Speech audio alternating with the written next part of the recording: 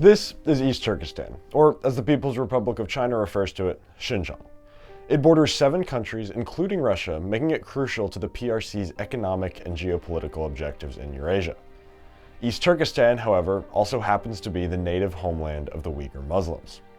Uyghur are a historic people who have always been living in Central Asia, and in today's East Turkestan, what we call, and the Chinese government changed the name into Xinjiang, which means new territory.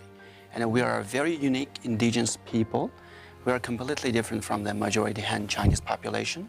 Since East Turkestan's incorporation into the PRC, the Chinese Communist Party has targeted the Uyghurs for being a threat to conformity and geopolitical expansion. Recently, the PRC has intensified efforts to assimilate Uyghurs through mass internment, forced sterilizations and abortions, forced labor, and other efforts to erase the Uyghur religion. The Uyghurs, many of whom practice the Muslim faith, are being erased. Genocide is occurring, this time at the hands of the Chinese Communist Party. We are privileged to have with us many members of the Uyghur community, witnesses to the attempted elimination of a people, a culture, a civilization. Such witnesses, like Rushan Abbas, are the ones who can truly illustrate the horrors the CCP is enacting upon the Uyghur people. My husband's entire family went missing by the summer of 2017. 24 people. My parents-in-laws, 3 of my sister-in-laws, their husbands, brother-in-law and his wife, 14 of my husband's nieces and nephews. Then I practiced my freedom of speech as an American citizen in America. I spoke out against this mass illegal detention and China's genocidal policies against the Uyghurs in one of the think tanks here in Washington at Hudson Institute. That was September 2018, more than 6 years ago. So 6 days after that, the Chinese government went after my sister, detained her from her home in Urumqi, and put her in jail for more than 6 years now, since September 2018. My sister is in jail, paying the price for my freedom of speech in America as an American citizen. Rushan's story reflects the individual suffering inflicted by the Uyghur genocide. But despite this evidence of human rights abuse, Uyghur internment persists partly due to economic incentives. The Xinjiang Production and Construction Corps, a Chinese paramilitary and commercial entity, exploits Uyghur forced labor, which companies like Nike and Adidas benefit from. The XPCC manages prisons and policing in Xinjiang while also trading public stock. This entity was recently sanctioned under the Global Magnitsky Act, which authorizes the US to penalize foreign officials involved in human rights violations. However, other companies that interact with the XPCC have not yet been sanctioned.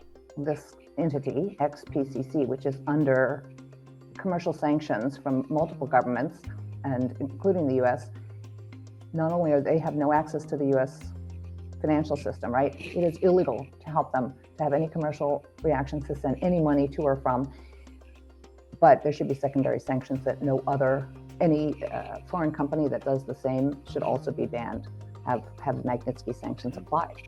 Clearly, something is wrong in Xinjiang, and it's particularly hard to address because so many entities derive an economic benefit from the PRC's actions. But amid this international pressure, what does China have to say on the issue? For Xinjiang, Tibet, and Taiwan, they are inalienable part of China's territory. China is firmly opposed to US interference in China's internal affairs. China has made steady progress in human rights, and the fact is that there are many problems within the United States regarding human rights. To some degree, this raises an interesting question. Why is the Uyghur genocide the most pressing human rights violation in the modern world? Well, as anyone familiar with the issue will tell you, China's actions within the Xinjiang camps are uniquely evil. And within that camps, what's happening was complete destroyment of the Uyghurs, like dehumanizing Uyghurs, humiliating, brainwashing, raping, sterilizing women, men, and afterwards also making Uyghurs to slaves in the Chinese factories, exporting many Chinese products that are produced by the Uyghur slavery. All this indicates that Chinese government is undertaking against Uyghurs a genocide. The People's Republic of China must not be allowed to perpetrate such human rights abuses without facing international accountability. The incoming administration should continue Magnitsky sanctions against the XPCC and identify and further sanction other organizations associated with and benefiting from Uyghur forced labor. Additionally, the administration should consider broader legislative action against the People's Republic of China, which is the driving force behind the atrocities in Xinjiang. The president also ought to take a staunch public stance against the genocide, making it clear to the PRC that cooperative relations between China and the United States cannot continue while the CCP exterminates the Uyghur religion.